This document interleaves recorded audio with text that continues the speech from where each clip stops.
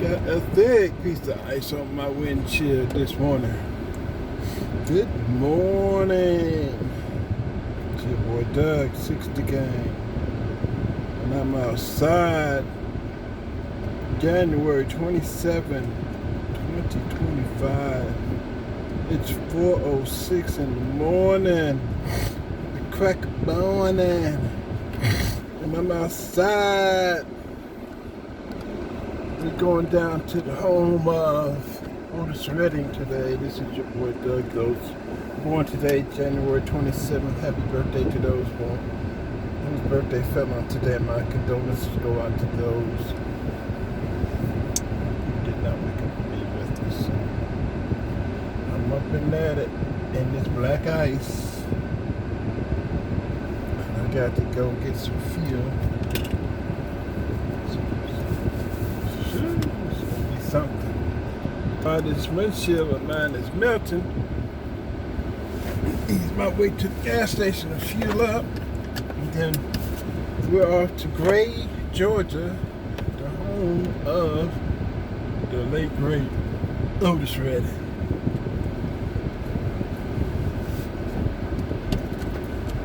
I've already taken you guys to his estate, his ranch. I'm taking you to his memorial monument site. So this time we're just gonna go for a little ridey-daddy.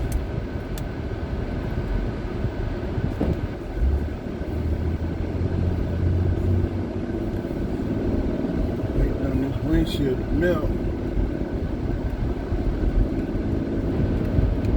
Fuel up.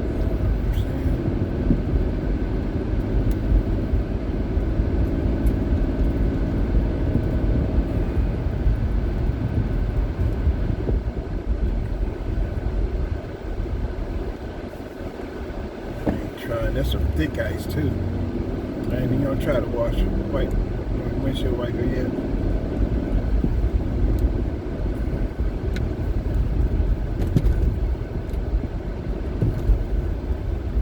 It's just cold now, guys. I got 12 degrees outside. So we'll be looking for black ice. That is for sure.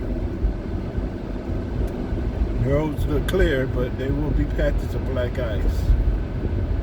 Some people have water breaks in their front yard, so they'll be leaking water onto the highway. You have to look for that. You always have to look down when you're driving in these conditions, because if the road is shiny, suddenly it's more than likely ice. So you have to be on your P's and Q's out here, looking down while driving. It's a cop up here at the light. Waiting on somebody to slide through the intersection.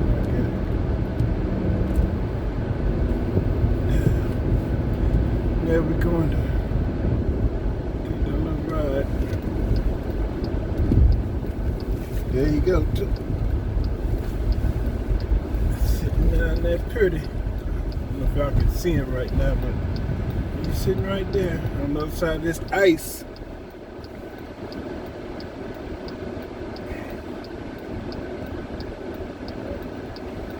He ran a red light, get him! Y'all see him about right now, see him?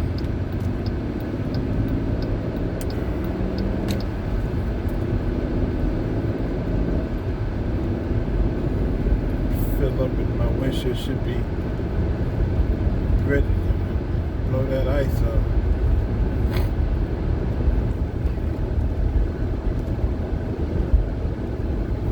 Top off. Go out there in the woods like that, you gotta have some gas, baby. Because in Gray, Georgia, they don't have a Walmart or racetrack and get a Quick Trip or any major convenience station. So I would have to definitely stop somewhere where there is some form of civilization.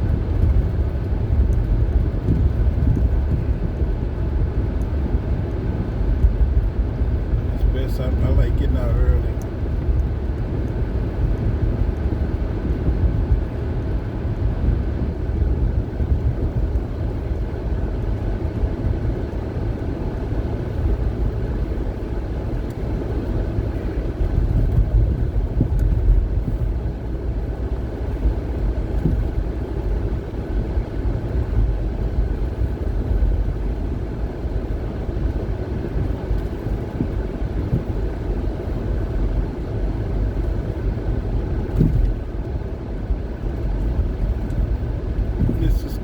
racetrack.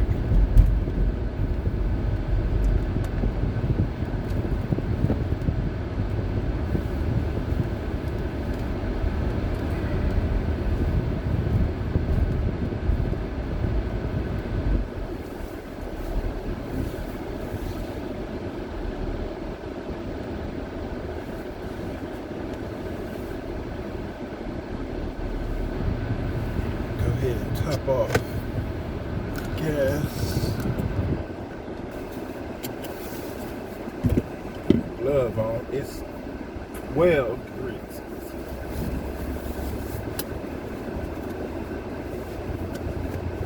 Got my heated hoodie, heated jacket. Ooh, that's thick, baby. I might use my credit card on.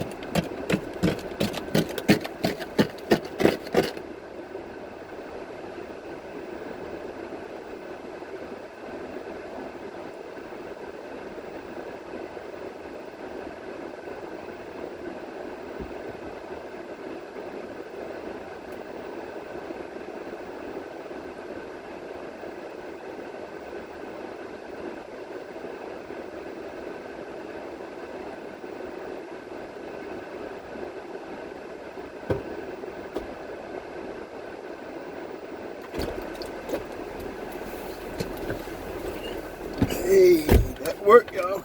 So, my credit card worked.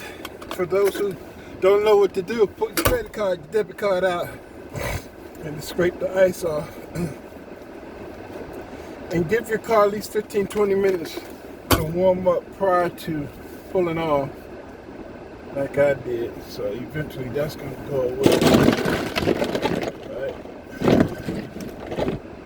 I got to do that in a few minutes. Alright, so done with that. Yeah. Woo.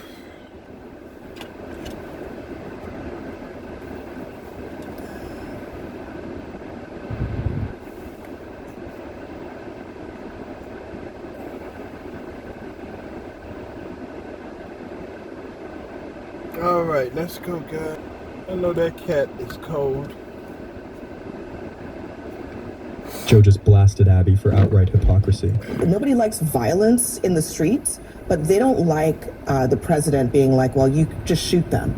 like he did in 2020. Nobody likes That's violence. a risk. Nobody likes violence in the street. Should I read the quotes from Tim Walz, I'm Elon talking Omar, about, hold on. Keith Ellison, Look, about what they said about I'm the talking protesters? about voters. I'm talking about especially independent voters who are the ones who decide elections. And is it actually helpful to Trump to take a hard line against people who just are taking to the streets because they disagree with him? I think the majority of Americans look at the two sides rioting in Minnesota, and I think most of them identify with law enforcement. I think that's 100% true.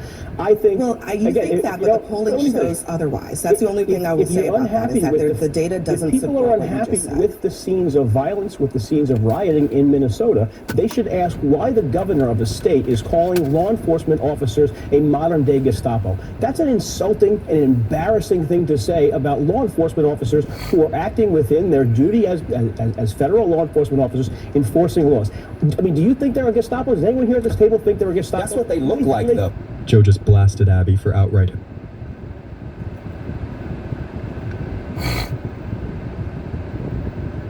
Scott Jennings laughed at this liberal panelist when he triggered her with the truth. I feel like the radical left is somewhat emboldened right now to go up to and now into places of worship. It sounds like the FACE Act is what they're going to use. I've also heard today from some sources that the Ku Klux Klan Act of 1871, they may look at that for bringing charges to Don Lemon and these radical leftists that went into this church.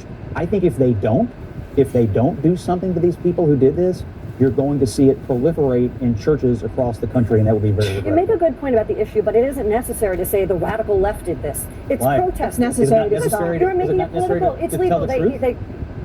How do you know? You know who was there? You went through the videos and looked at all the faces already? I watched the videos, and I also looked at the list of people that they themselves published. It looks like the radical left to me. I mean, you know all the people in Minnesota who are on the radical left. I mean, they published a doesn't matter list who of the they are. Black Lives They're Matter gonna paint us activists. all as the same Don, crowd. who I think we all know here is.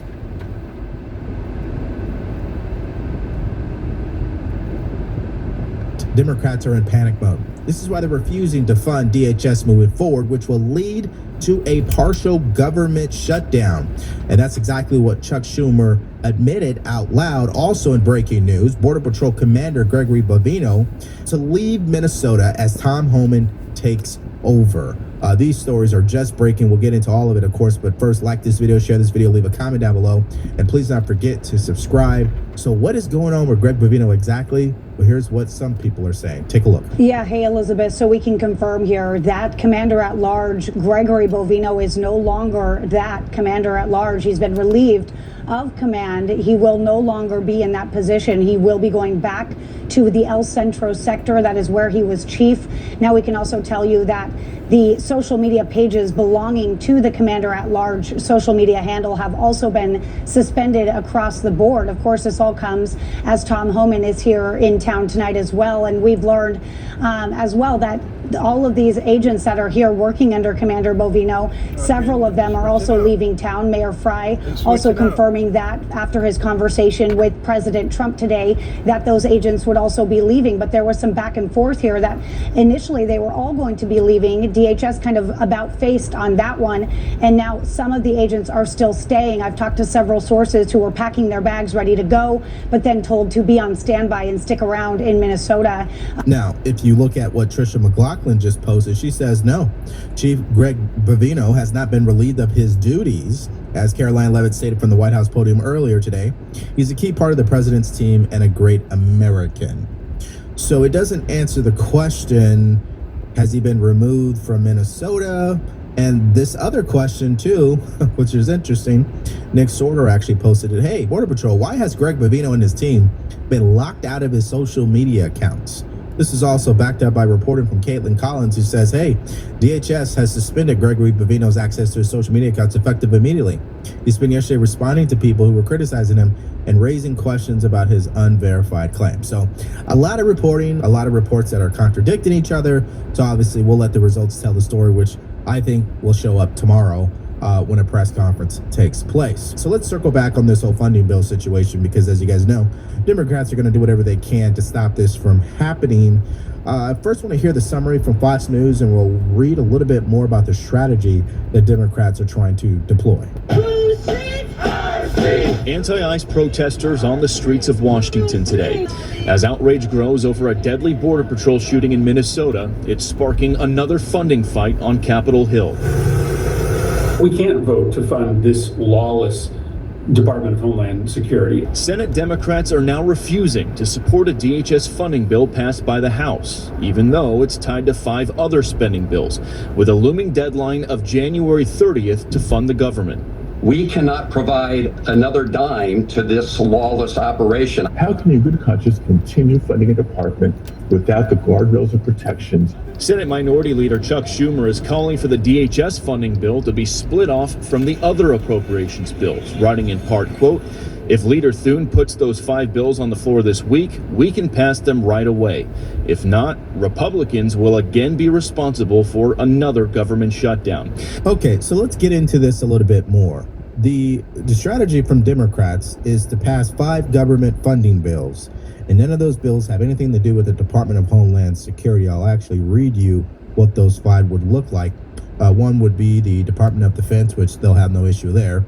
Labor, Health and Human Services, Education, Transportation, and State, along with funding for operations related to financial services. The problem with Homeland Security, though, which I think is a slippery slope for both sides, really, is that it covers TSA and the Coast Guard. So how exactly are they going to be able to navigate this? I don't know. And the reason why I don't know is because last time I checked, Leader Thune and the Republican Party, they lack what I would call is a spine. But Senate Republicans have no plans to give in to Democratic demands. A spokesman for Senate Majority Leader John Thune said today the Senate will begin advancing the House-passed government funding package, adding, quote, "A government shutdown, even a partial one, does not serve the American people well. Hopefully, Senate Democrats who are actively engaged in conversations can find a path forward to join us before this week's funding deadline hits." An aide in Senate Democratic leadership tells Fox Republicans and the White House have reached out, but so far haven't offered any, quote, realistic solutions. Okay, let's make sure we're clear here. TSA, FEMA, and the Coast Guard. So I want you guys to imagine this scenario, because that actually might manifest here shortly, where FEMA is now lacking funds, and then all of a sudden a natural disaster takes place. Who do you think they're going to blame? I think you guys know the answer to that. That's politics for you. I mean, that's why I'm disgusted at Congress, because they can't get anything done, especially when you're talking about things that actually matter, even things that are a matter of life or death. Listen, I think whether the government closes over this matter is up to John Thune and the people in his caucus. But we're united in our commitment to ensure that in this moment we don't enable this kind of overreach by the government. I often say that one of the characteristics of evil is evil always goes too far, and therefore contains within itself the seed of its own destruction. We're witnessing evil going incredibly far. Well, Congressman Warnock, the interesting part about what you said, it's exactly what describes the previous administration, who went too far with mutilating children's body parts and puberty blockers and locking up pro-lifers and labeling parents domestic terrorists, and we could go on and on and on, right? So it's fascinating how he has amnesia about all that. But okay, and also the border that was wide open, which led us to where we are today. He won't take any responsibility for that, of course. So I think at this point, the better question is, what are the chances that the government is going to shut down? Well, according to CNN, it's a high chance. Take a look. So what are the chances right now that there will be a government shutdown? Very high, and they've become significantly higher after the events in Minneapolis this past weekend. I mean, just take a look here. Chance of a government shutdown this Saturday. Start this Saturday.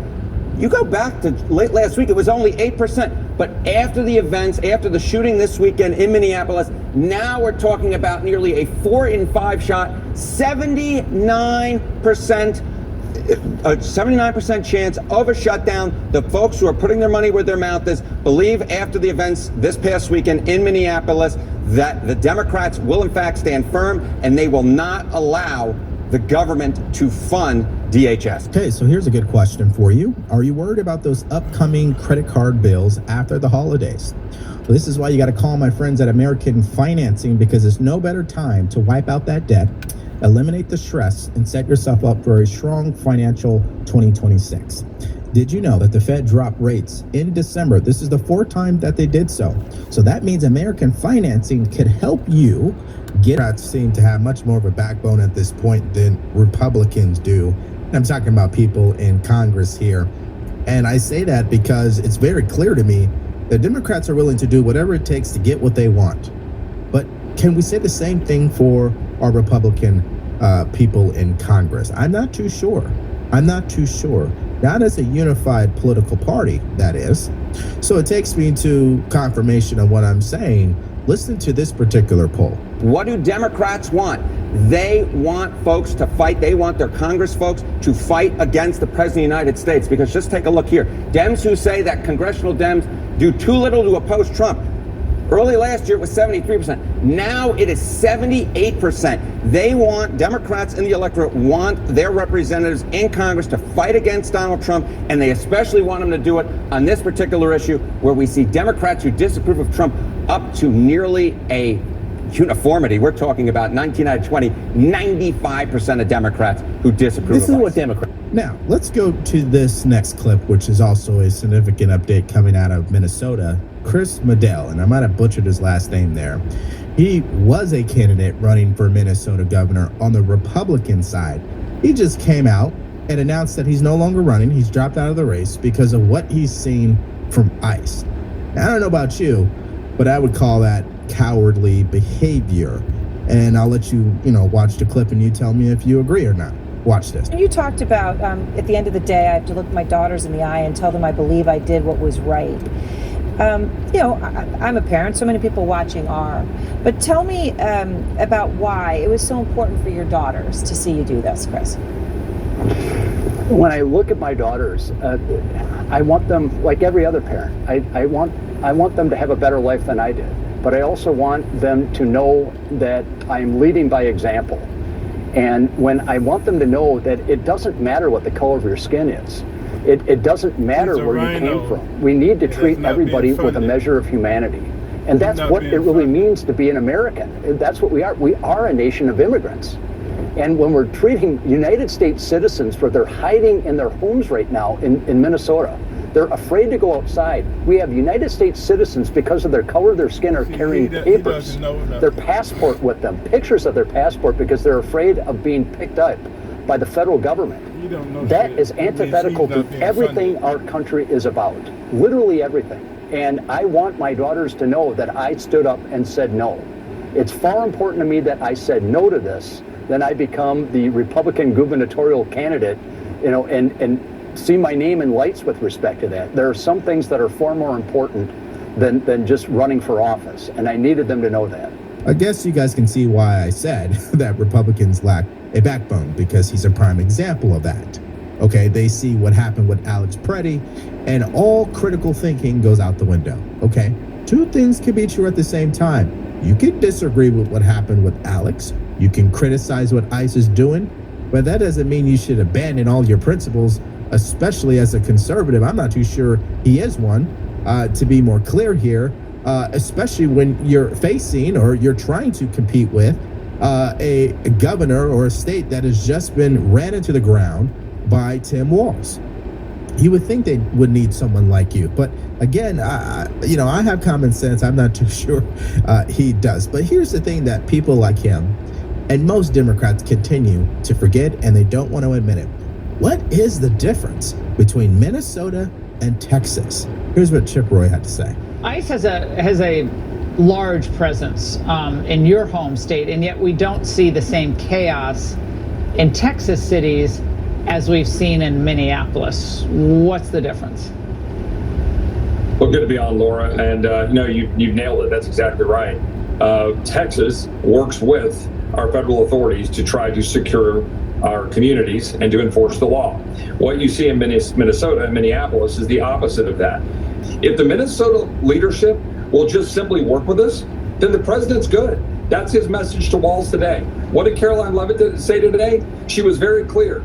Get your criminal aliens out of your jails and get them to ICE. Get your arrested aliens, get them to ICE, work with ICE to do the job. And his message to Congress was what? and sanctuary cities. And that's why I offered that amendment last week on appropriations. Unfortunately, we didn't get a vote on it, but now we need to do it. Well, me and you both know that's not going to happen. Okay, that's not going to happen, unfortunately. But give me your guys' reaction in the comment section below to the reports that Greg Bovino has been removed and he's going back to California. Also, walks straight into a room that thrives on controlled conversation and decides he's done playing nice. The lights are hot, the smiles are rehearsed, and the tension is already humming before a single joke lands. Before we dive in, make sure you subscribe to Talk Narrative, hit like, and drop a comment if you're ready for the kind of on-air moment that people are still arguing about long after the camera is cut. Chris Rock steps onto the View stage with that familiar half grin, the one that says he's clocked the room already. He's wearing calm like armor, but his eyes are working, scanning the panel. Whoopi Goldberg in the center with her practiced neutrality, Joy Behar leaning forward with curiosity, Sarah Haynes offering a polite smile, Alyssa Farah Griffin sitting upright and alert, and Sunny Hostin, composed, arms relaxed, expression unreadable. The applause swells and fades. The air doesn't relax with it. Whoopi welcomes him warmly, a touch of reverence in her voice. Chris Rock is here, she says, stretching the name just enough to remind everyone that this is a man who doesn't do small talk by accident. Chris nods, waves to the audience, and sits. He thanks them for having him, cracks a light joke about morning shows being where comedians go to get judged before noon, and the audience laughs on cue. It's easy. Too easy. Sunny leans in first. Her tone is measured, calm, the way it always is right before she asks a question that carries weight.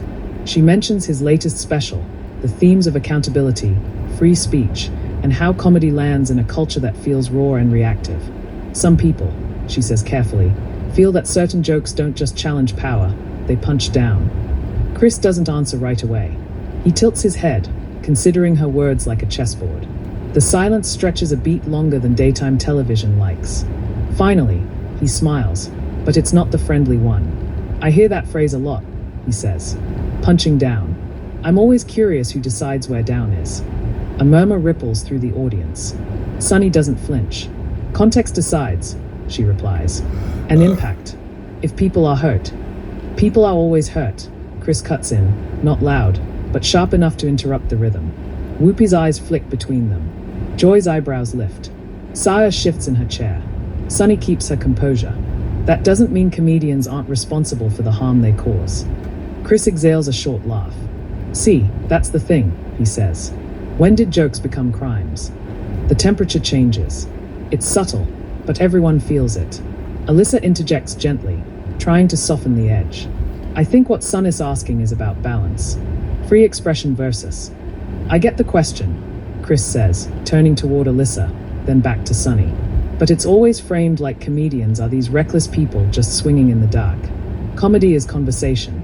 It's messy on purpose. Sunny nods once, but conversations still have consequences. So do sermons.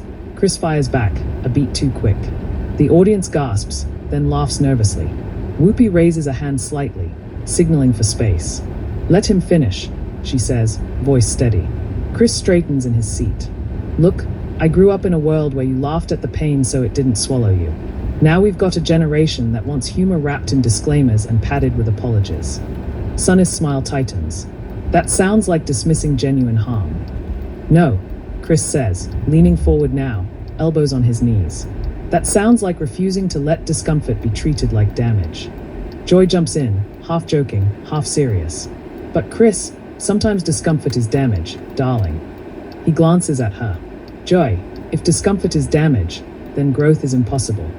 The audience applauds, louder this time. Sunny waits for it to die down, her gaze never leaving him. So when marginalized communities tell you they feel targeted, your response is that they need thicker skin. The smile is gone now. Chris's voice lowers. My response is that I don't get to tell anyone how to feel, but they don't get to tell me what comedy is either. A hush falls over the table. Whoopi shifts, sensing the line they are all approaching. All right, she says, let's keep. Sunny interrupts. Just this once. Comedy doesn't exist in a vacuum, Chris. Words reinforce systems. He turns fully toward her, and silence reinforces them more. That lands heavy. Sarah inhales sharply. Alyssa looks down at her notes, then back up. The audience is split, some clapping, some dead quiet. Sunnis' voice hardens, emotion slipping through the professionalism. So accountability is silence now. Chris shakes his head.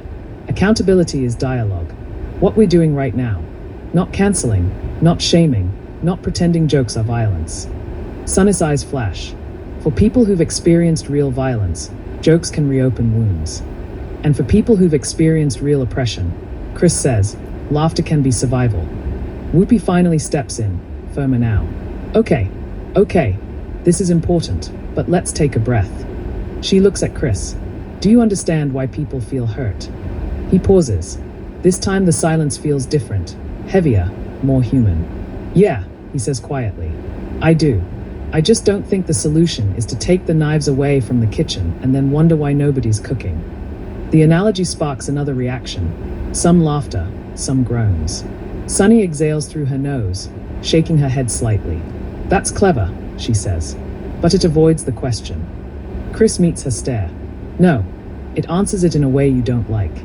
The camera cuts wide, catching Whoopi's tight smile, Joy's fascinated grin, Sarah's concern, Alyssa's guarded posture. This isn't a segment anymore. It's a standoff.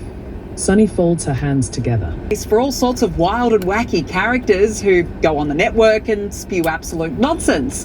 This lefty has gone as far as to imply that ICE agents will soon start to put people in ovens. I understand that, but they take people to Fort Snelling here, which literally was built as a concentration camp, and Alligator Alcatraz, which I think we can all agree is a concentration camp. Not saying they're Dachau, I'm not saying they're putting people in ovens yet, but these are concentration camps. Okay. I don't need to argue with you about that. Yeah, another CNN propagandist, this time with a pink beanie on, of course, talking crap. And obviously ICE agents are not going all Hannibal Lecter. They're not cooking, baking and marinating people in ovens when they're actually busy doing an important job, believe it or not. And Jake Tapper, I'll note, just sits there and takes it. I mean, it's just crazy nonsense. Now, speaking of, Hollywood's having a complete freak out. These precious elites, actresses Natalie Portman and Olivia Wilde, think they're just so cool wearing their ice out pins. Silent, though, on Iran. No mention of Iran. And here is actress and serial bonkers woman, Glenn Close. Outraged and sickened by what is happening under the Trump regime.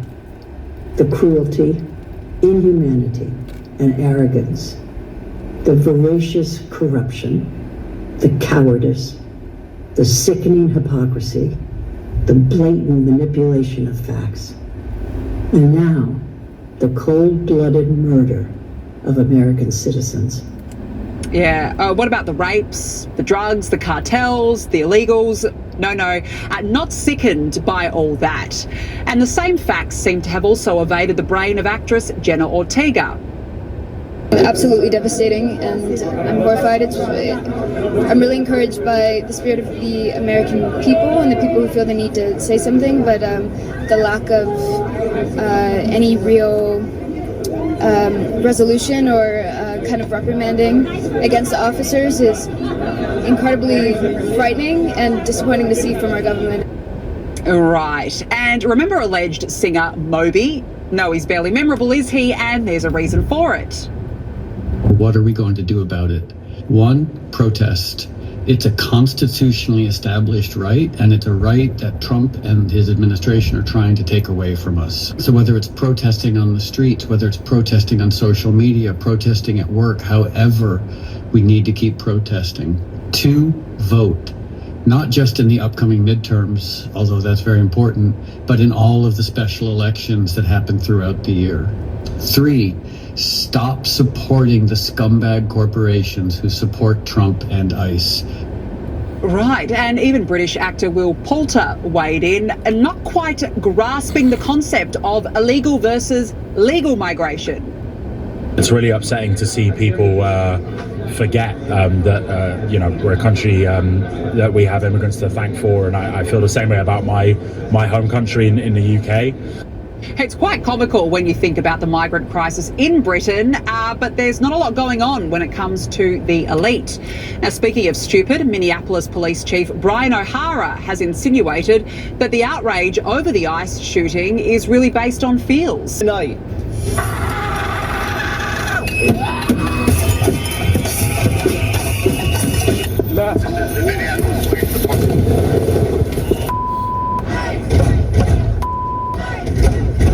Mayhem in Minneapolis. Walz calls Trump to cut a deal. Why don't you do me in the head, you coward? Many of us grew up reading that story of Anne Frank. Somebody's going to write that children's story about Minnesota. Democrats, Nazis, and Mugshot Monday. Not saying they're Dachau. I'm not saying they're putting people in ovens yet. Governor Newsom is walking around like he is the next president, and guess what? Everyone believes him. It's like God. It's like he's the chosen one. Sorry, Kamala. There's a new Messiah. I can imagine what can be and be unburdened by what has been, you know? Plus, Donald Trump, he strikes some Coke boats. Were you a fan of that? Did you see those boats? I mean, they might have looked better after they were blown up.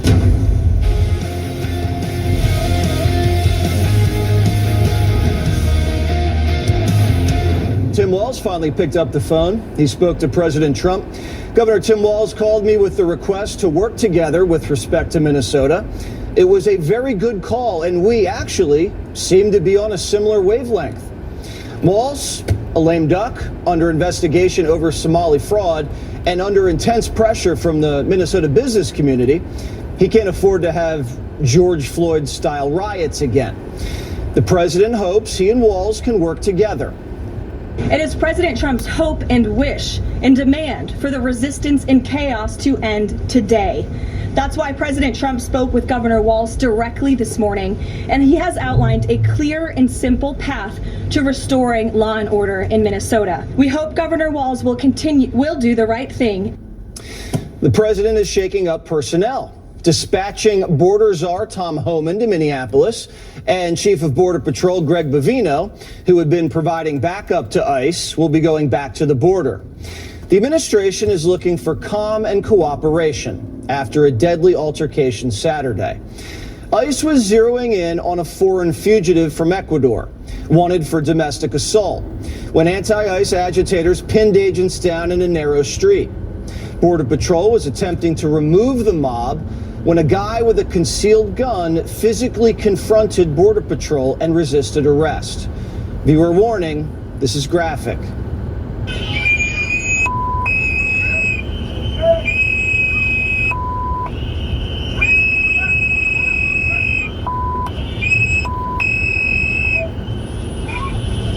Get the people!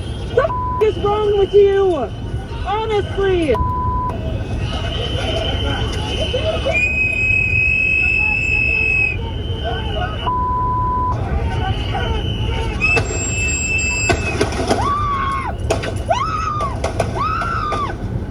The shooting's now under investigation, and body cameras are being reviewed. When Alex Preddy approached the agents, he was packing a fully loaded Sig Sauer 9mm handgun with 2 full mags. He did have a concealed carry permit. Reports say he did not have an ID on him, and we don't know whether he alerted officers that he was carrying, which is what everybody with a concealed carry permit is instructed to do when encountered by law enforcement.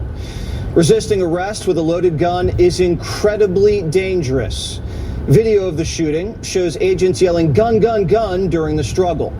One video is believed to show an agent removing Alex Preddy's weapon before the shooting, but it's still unclear. DHS is investigating whether Alex Preddy's gun may have accidentally discharged. This particular pistol has a history of accidental misfires that may have triggered Border Patrol to defend themselves with deadly force.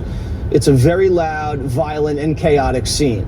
And these are the types of things that happen, unfortunately and sadly, when you bring a loaded gun to a dangerous immigration raid, confront agents, and resist arrest. We wish it hadn't come to this. Lawyers will be determining whether the shooting was justified, but the Minneapolis police chief doesn't care.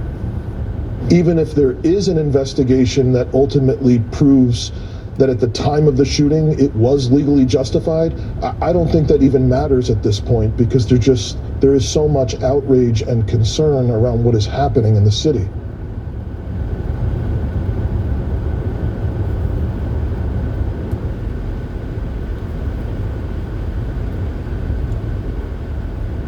People have had enough. Immediately after the shooting, anti-ICE activists descended onto the scene and made mayhem.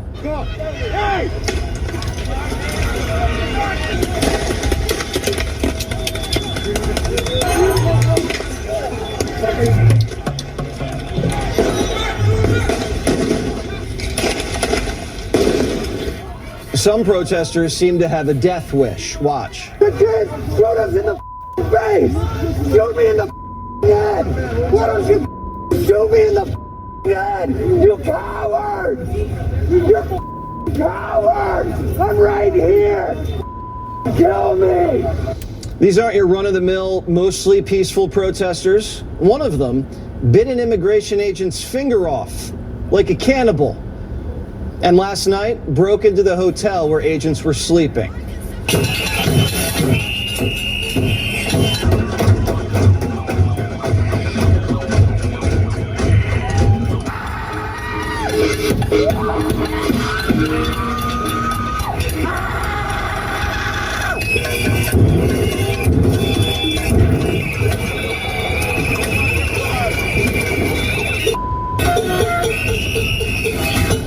The Minneapolis mob is now pulling a Chaz and barricading themselves with dumpsters into no-go zones. The governor, who has not made any effort to chill out his citizens, told them to choose a side like it was the Civil War. What side do you want to be on? The side of an all-powerful federal government that can kill, injure, menace, and kidnap its citizens off the streets? Or on the side of a nurse at the VA hospital who died bearing witness to such government? Or the side of a mother whose last words were, "I'm not mad at you." Walz even framed immigration police as Nazis. Listen. We have got children in Minnesota hiding in their houses, afraid to go outside. Many of us grew up reading that story of Anne Frank. Somebody's going to write that children's story about Minnesota. And there's one person who can end this now. The Holocaust Museum told Walz to pipe down and stop exploiting the genocide. Illegal aliens aren't Jews. The governor needs some accountability. He's been in open rebellion against the federal government for over a month. He's called immigration police Nazis, Gestapo, told his base to get in their face and to kick him out of the state. He's activated a Minnesota insurgency. Agents have been rammed with cars, kicked, punched, spit on, trapped. Their cars have been looted, and ice balls and fireworks have been hurled at their heads. They've stormed into churches and injured and doxxed dozens of officers. This insurgency is more sophisticated than you think, and it relies on a supportive local population. Definitely does feel organized to me, and I think you can tell these people are well connected. They are in communication with each other, and they are giving them instructions. This happened all so quickly. People knew where to go. They are taking commands. This is an organized movement here. There's communication. There's food. There's notices. There's notifications. They got out here in a hurry, and they outnumber this police force probably by about 10 to 1 at this point. These people are giving aid and comfort to foreign criminals. They're aiding and abetting foreign nationals escaping from justice. They're on encrypted messaging apps, sending each other specific coordinates all day and night. And like jihadists, their leaders don't care if they die. Independent journalist Cam Higbee obtained a video of orders being sent out. Watch this. The person that just asked for a plate check a minute ago that said 218. Yeah, it's a white Chevy truck, pickup truck. Thank you. If you can get documentation, video, or photos of that plate on that car, we can document. Thank you. Moments before Alex Preddy was shot, this underground resistance was calling in for backup, documenting plates and vehicles. Alex Preddy appears to be a member of this Minnesota ICE Watch. The group's mission is to swarm immigration police and prevent them from arresting dangerous Biden migrants, blocking them in with cars and physically interfering in arrests and crowd control. This movement is lethal to the country and also suicidal. You wouldn't do this with FBI agents or marshals or the NYPD. The consequences would be deadly. Renee Good and Alex Preddy would be alive if Minnesota would stop attacking the Trump administration for doing what voters put him in to do.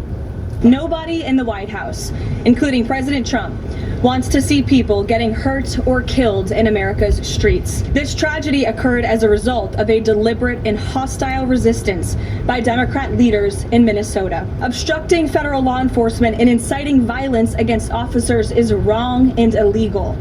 What's happening in Minnesota isn't happening anywhere else. Texas, Florida, Georgia, Arizona, Missouri, they're all cooperating with the feds. Local law enforcement's detaining bad hombres, and the feds are scooping them up and sending them home.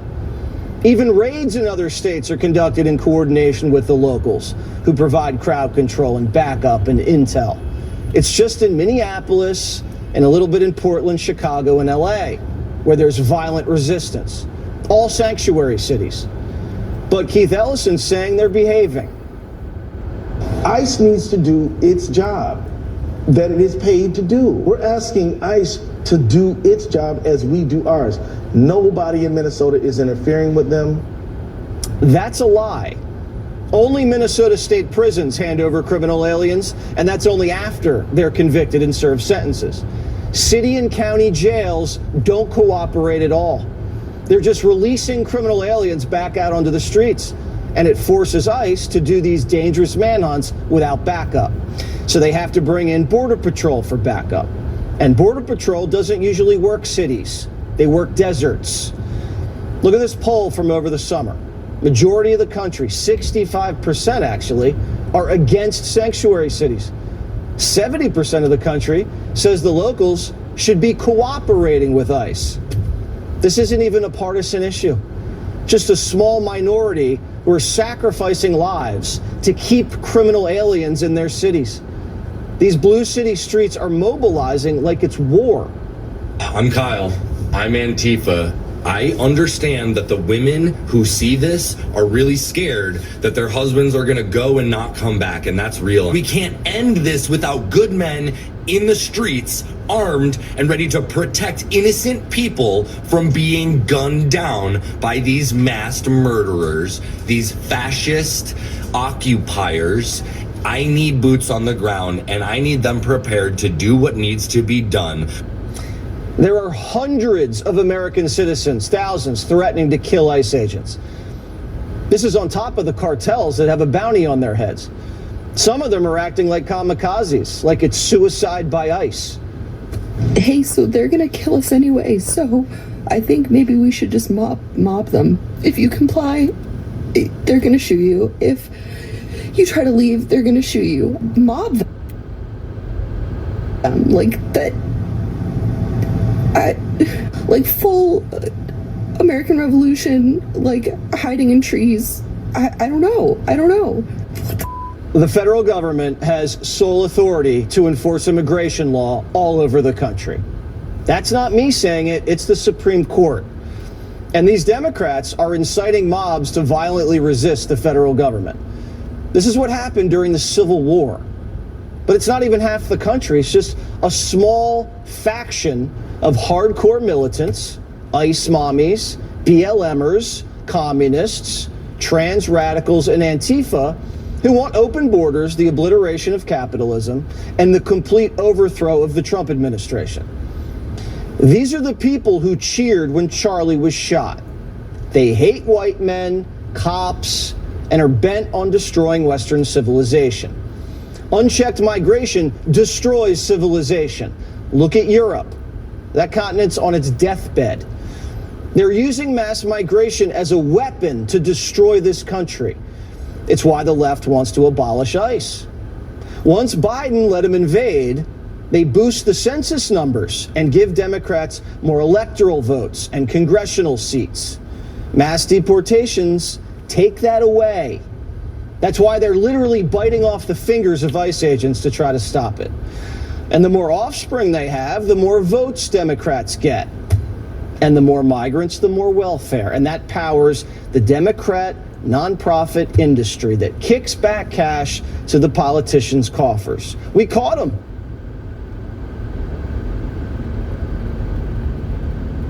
dead to rights in Minneapolis with the Somali fraud ring. Walz and his insurgency, they need to cooperate before more people get killed. ICE also has to change tactics. ICE has been in Minneapolis for 6 weeks with barely any backup, and they're way too visible. Folks are crossing state lines to confront them, and now these agitators are coming armed to the teeth.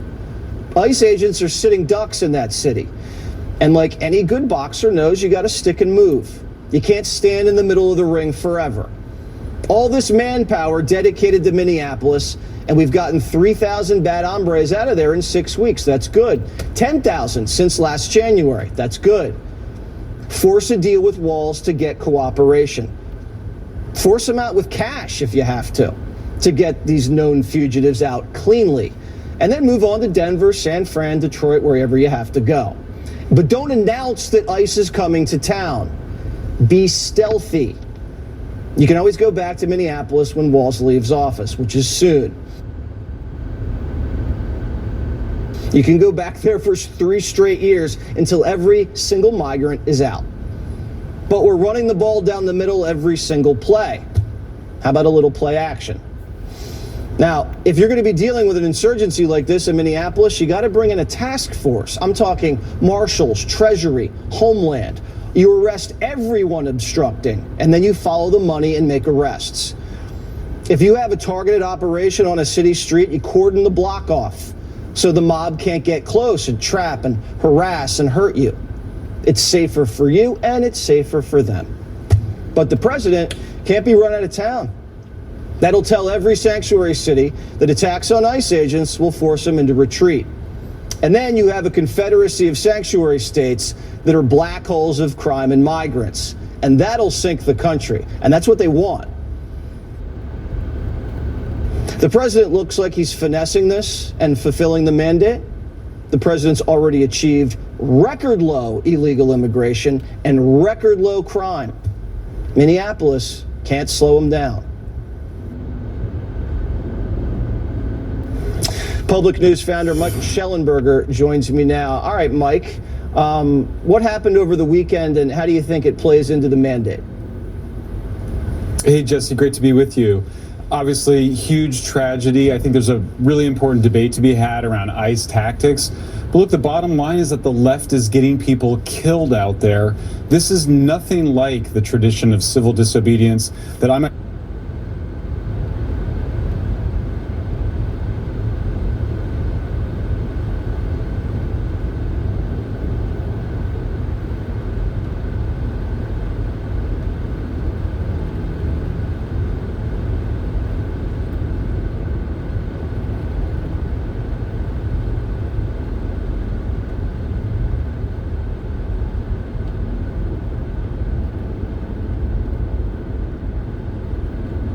myself was a part of as a young leftist, from Henry David Thoreau to Mahatma Gandhi to Martin Luther King. Those were very structured civil disobedience demonstrations that were committed to nonviolence. That's simply not what we're seeing in Minneapolis. We're seeing a very organized effort. The manual that was being used by activists, over 1,000 people in a signal group, the manual was encouraging people to call 911 and report to the dispatcher that there were dangerous men, armed men attacking people without mentioning that they were ICE. They were deliberately aiming to deceive 911 dispatchers. And then they were putting people in these crazy situations. I don't think either Renee Good or Alex Preddy had any idea of the danger they were in. That's irresponsible. The behaviors of everybody from the top Democrats that have been telling people that these are Nazis that must be resisted at all costs, to the organizers, to all of the nonprofit groups involved in this, shame on all of them. I mean, they are the ones that got Good and Preddy killed by putting them in a situation of danger. Martin Luther King and Mahatma Gandhi would never have done anything like that. They would take responsibility to keep people as safe as possible. The left has been seeking provocations and seeking violence, and sadly, that's what they got. Do you think they care that these two people are dead? I mean, each episode afterwards, they ramped it up more violently. I mean, look, Jesse, the left doesn't care about the immigrants who are here illegally. I know for a fact. I mean, I live in Berkeley. I work, I actually speak Spanish. I work with undocumented immigrants, talk to them all the time. I can tell you for a fact that these liberal white progressives, they have no relationship to any of the people. It's all completely ideological. It's like a video game for them. I mean, both of the people that were killed, Good and Preddy, were 37.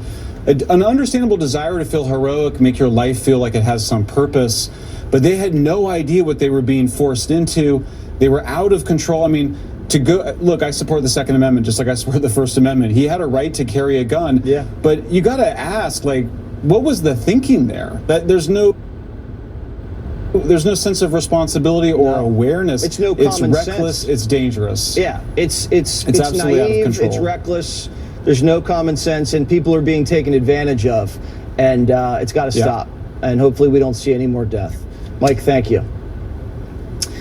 Say cheese. It is Mugshot Monday. Plus, here's Johnny. Is America's captain Donald Trump steering the country in the right direction? He's a businessman at heart, and he's from New York, so he's just like us.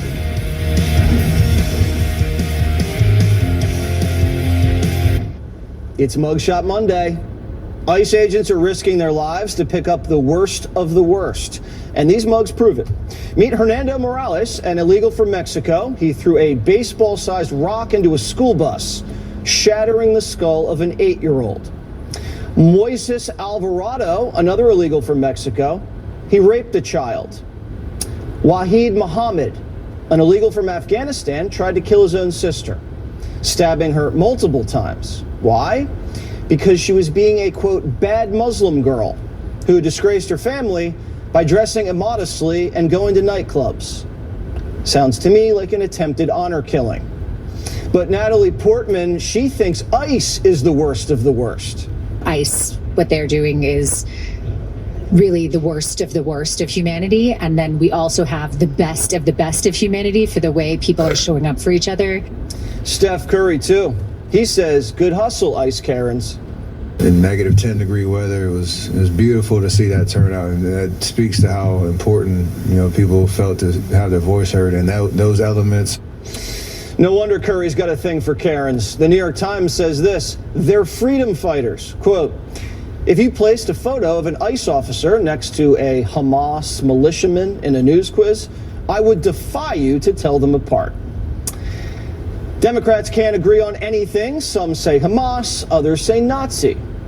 They take people to Fort Snelling here, which literally was built as a concentration camp, and Alligator Alcatraz, which I think we can all agree is a concentration camp.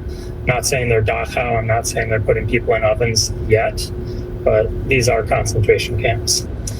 Van Hollen says there's no need for camps. It's open season on the streets. The Trump administration has essentially said to folks at ICE, anything goes. You can do anything. You have a license to kill. When they're calling these Americans domestic terrorists, what they're saying to everybody else involved in ICE is, we got your back, even when you engage in unjustified killings. Amy agrees. She says the agitator who got shot, he was just an all-American hot dog eating boy next door. We had 50,000 peaceful protesters, I was with them, that marched without a problem. And then you have a guy with a cell phone who's killed by 6 federal agents the next morning. He wasn't playing Angry Birds. He was an agitator with a loaded gun, aggressively resisting arrest. There's a lot more to this story, but Democrats don't want to hear it. They murdered a man. He is standing, he has his phone, and he has a bottle of water. He has his phone and a bottle of water, and they shot him 10 times. What the? Whoopi never even says he had a gun. The Hulk's angry too, and you wouldn't like him when he's angry. What they're doing in Minnesota with the strike needs to expand. I think we should be talking about a national general economic strike until this is over. Host of the Adam Carolla Show, Adam Carolla. All right, Adam, I have sympathy for these people. I hate the fact that they're dead, but everyone needs to be accountable when you are involving yourself in dangerous raids going after fugitives from other countries. Did this guy hit somebody with a bat, or did he get hit in the mouth with a bat? I didn't really hear the story. I think he might need to go to the dentist at Alligator Alcatraz, but go on. I think the alligators have better teeth. Hollywood should sit this one out. You idiots were just wrong with COVID like 10 minutes ago. Remember? For 4 years, they were wrong with COVID. For 4 years, they were wrong with Russiagate, Hunter Biden's laptop, Joe Biden's sharp, man. That guy could do a Rubik's Cube blindfolded. Remember all that? That was all out of you, Hollywood. So maybe you guys are wrong about stuff on occasion. Your batting average is horrible. So why don't you just shut up and sit one out? No, they can't. They believe that you can raid the president's house, but you can't raid Jose's. And Jose isn't even an American citizen. Yeah, and, you know, Portman should know better, because they should be insulted with all the Hitler talk and all the, you know, these guys are brown shirts and all this Gestapo stuff. If you're Jewish, you should be highly offended comparing American law enforcement to Nazis. Yeah, well, they said Anne Frank is the same thing as some criminal migrant wanted for battery, just hiding in the attic. I mean, it's insulting to pretty much everybody. Even the Holocaust Museum told Walz to knock it off. When the Holocaust Museum tells you to shut up, you've really crossed the Rubicon. I think Walz is on his last legs. Probably he cuts a deal with the president. Everybody dials it back, and we can move on to other places, maybe San Francisco. I think Minneapolis has had enough. Well, yeah. And think about the agenda of the Biden administration. Remember like 5 years ago with the whole Haitian on horseback crossing the border, shades of Jim Crow, whipping Haitian border crossers, and then Joe Biden does a whole speech saying we're going to punish ICE and the Border Patrol. What was that about? Him taking the side of the illegal Haitians over something that didn't happen, and he knew the information on it. He had access. The photographer said it was bogus and he wasn't whipping anybody. And so what was Biden doing in that moment? Yeah, I mean, he was conditioning the country to demonize and hate the law enforcement people who were securing the border. It's a sad, tragic weekend, but we'll get over it. It seems like cooler heads will prevail. Great to see you, Adam Carolla. Kamala Harris, Josh Shapiro, and a private bathroom.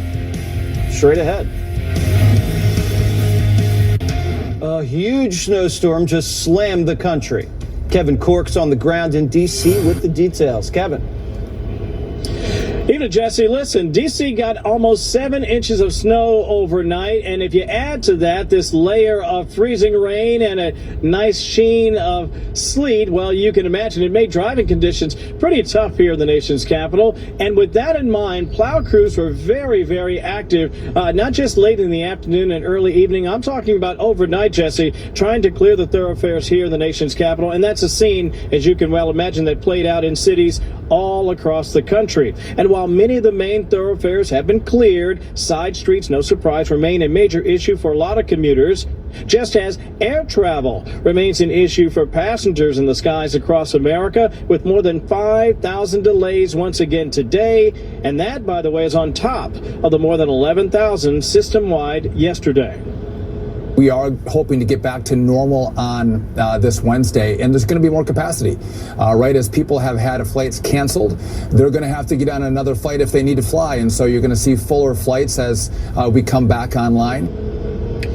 Meantime, power outages across southern states continue to be a major issue there tonight. Nearly 800,000 customers facing the cold weather, Jesse, without power, including more than 246,000 in the volunteer state of Tennessee alone. And if you add to that more than a foot of snow falling in parts of the Northeast, and yeah, you have all the makings of a state of emergency, which more than 24 governors so far have declared. But there is great news here in Washington tonight. The White House is on it. In fact, the president has already approved more than a dozen emergency declarations and counting. That's great news for all of us, Jesse. Well, it sure is. Kevin, thank you. Stay warm out there.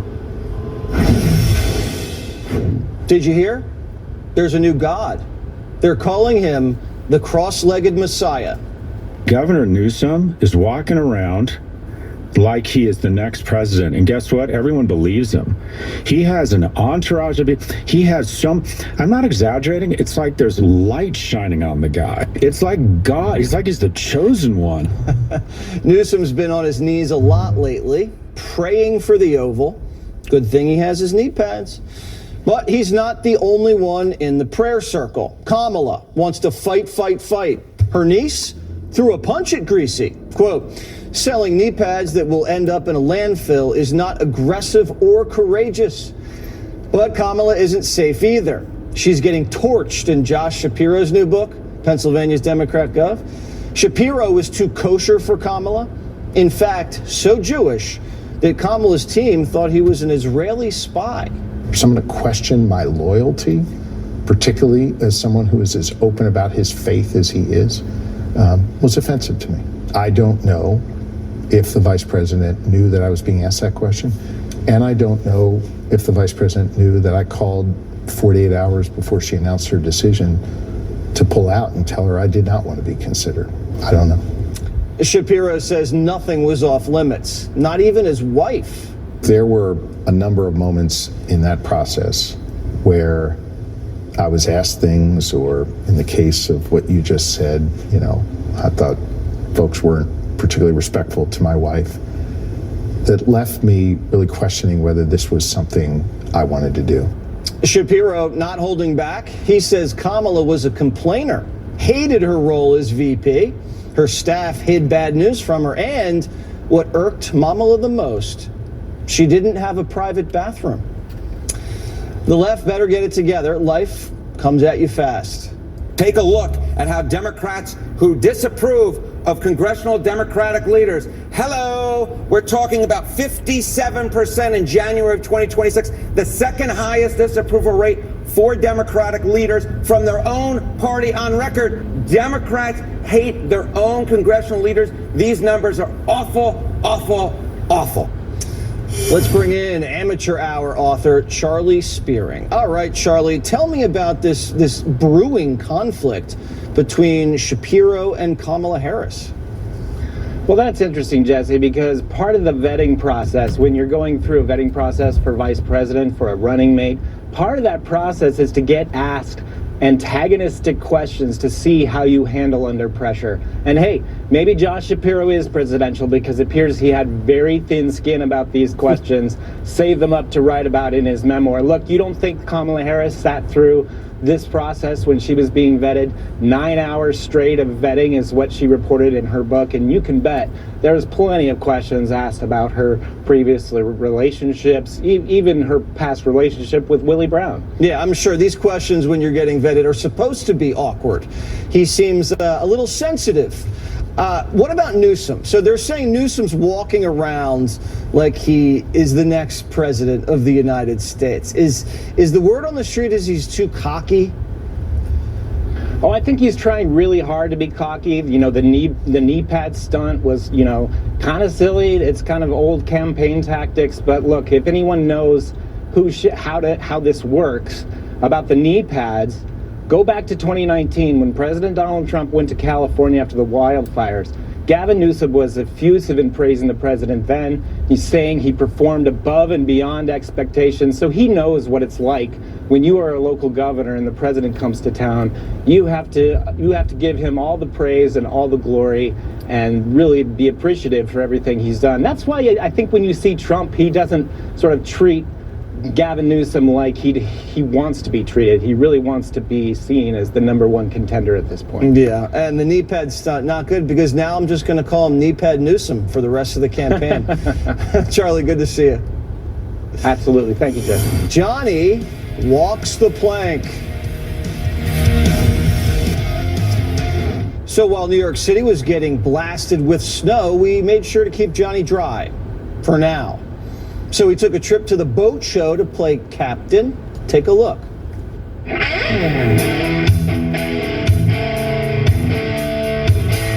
All aboard!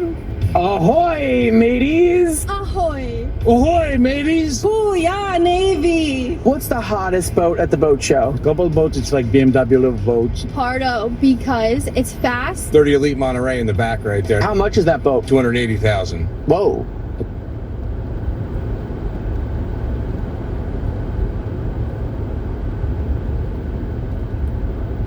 Whoa. Nothing. Nothing? It's nothing. Huh. Well, you're part of the 1%? I guess so. 1175. 140,000 and up. I don't know if I brought that much money. I can lend you. How much you need? All of it. You accept? I'll just take the whole thing. Now, this means nothing, Tim. This is like a penny out of your wallet. Whoa, whoa, whoa, whoa, whoa. I'm the captain here. I'm also the captain. Captain, are we okay? You think I need a high chair?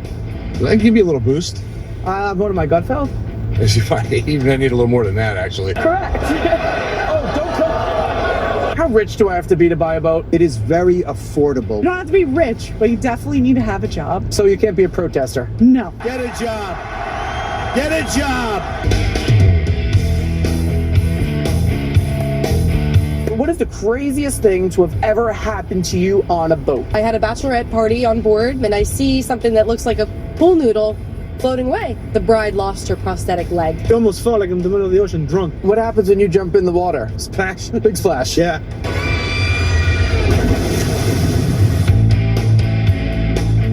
You're a beautiful lounge here with staggered seating. So if I wanted to get a real nice tan, I just go like this and lay out. Exactly. You look great with your tan. Where'd you get that tan? Is America's captain Donald Trump steering this country in the right direction? Boat sales are coming up every day.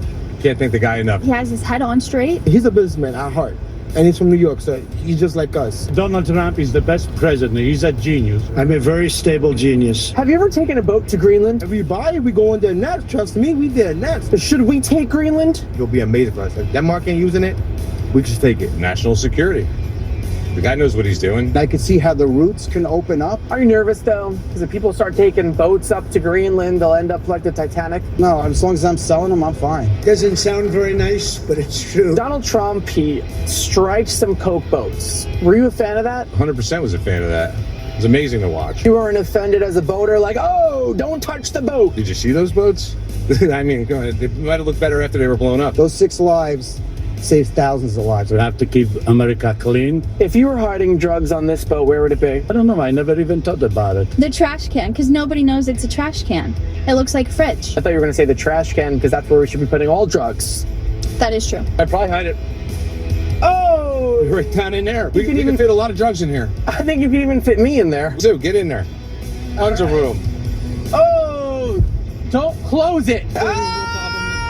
He effed around, and he found out.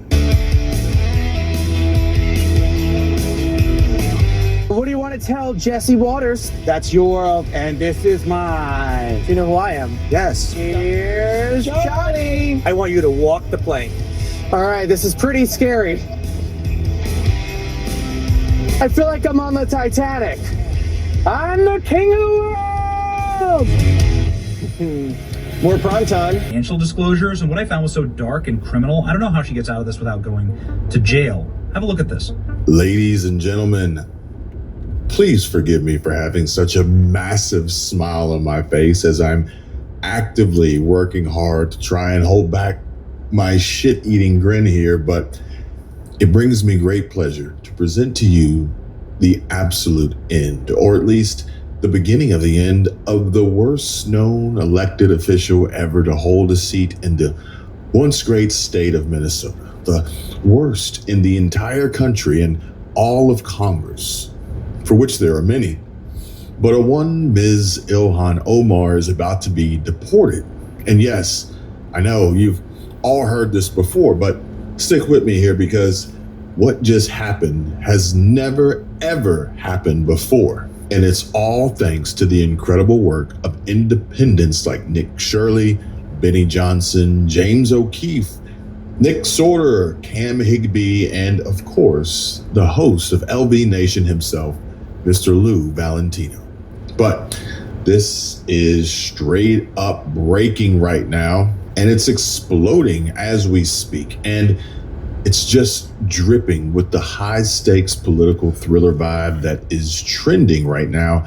The kind where massive corrupt empires start cracking and falling apart at the seams. Live on air, Dems begin stabbing each other in their backs and pushing everyone down flights of stairs, hoping to see them break their necks. And so you see now, but especially with Ilhan Omar staring down what could be her total game over downfall, checkmate. Well, then when I say you absolutely have to drop everything and watch this Lou Valentino video, it's not hyperbole. Fellow independent YouTubers and truth seekers are blowing the lid off this thing just today, and it's the kind of exclusive jaw-dropping reveal that's got everyone glued and waiting on the edge of their seats, glued to refreshing their feeds to see what happens next. As always, hit that like button and subscribe, and I really do appreciate you all so very much, and I want to say thank you to everyone who's reached out and supported over on Patreon. It's under the name Better America, and that's actually one of my other channels, but you all really do mean a lot to me. And I just want to make sure that you have the will to President Trump. Right after Tim Walz's resignation in the campaign for him running for a third term and quitting and dropping out of the Minnesota gubernatorial race, but more importantly, his tail-tucking surrender call to Trump that just kicks off the power shift in Minneapolis, but right as they sacrifice one of their own in exchange for a peace offering and to symbolize good faith after Tim called Trump to surrender and begin a peaceful transfer of power on the streets of Minneapolis. This isn't just talk. It's the kind of peek behind the curtain that could rewrite the playbook on how these operations shield fraud and chaos. The comments are lit and everyone's losing it in the comments with over 1,800 likes on the video already, fueling the fire. Stuff like calls for class action lawsuits against Ilhan Omar, Walz, and Fry for fraud and getting citizens killed. Demands to lock them up for insurrection and accusations of them fleeing the country as the noose tightens. Oh, and one top comment screams they shouldn't be allowed to bail as flight risks, while another poses serious questions as to why authorities aren't nabbing them before they jet off. And so there's that. But the vibe, pure vindication for anyone who's been screaming about Minnesota's blood on their hands from riots and scams, and it's like a virtual mob chanting for justice, virtually teeing up the long-awaited Omar deportation we all crave. In one city, we have this outrage and this powder keg happening, and it's not right, and it doesn't happen anywhere else, and it's simply because of one reason, and that's leadership in that state. When there was all the focus on the billions and billions of dollars in fraud happening in Minneapolis, suddenly Minneapolis becomes a powder keg. And the people that caused that to happen were the governor, the mayor, the attorney general, Omar. They're the ones that incited rhetoric, encouraged these rioters to go with their cell phones, not to peacefully protest, but to go out and do exactly what was happening on Saturday morning. And so there was a powder keg, and it was absolutely lit by that leadership. Deputy Attorney General Todd Blanchard. There was a powder keg. And when billions, in fact, in fraud blew up in Minneapolis suddenly, but we know who caused it, right? But the governor, mayor, AG, and Omar, they incited this mess. But let me just say how the internet's current meltdown over Minnesota's corruption explosion is next level, and this video lands like a match in a powder keg amid the real-time frenzy online. Just today, social media is on fire with posts claiming Walz, Frey, and Omar are staring down grand jury indictments for impeding ICE and ties to massive Somali fraud schemes.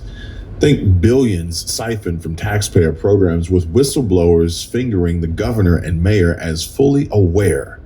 X is flooded with threads painting Omar as finished, hit with money laundering charges from campaign kickbacks and funneling funds to her husband's firm, all linked to those ghost clinics and restaurant front scams. But what I have to show you in my next clip is just going to make you have to pick your jaw up off the floor. So you might want to grab a seat if you haven't.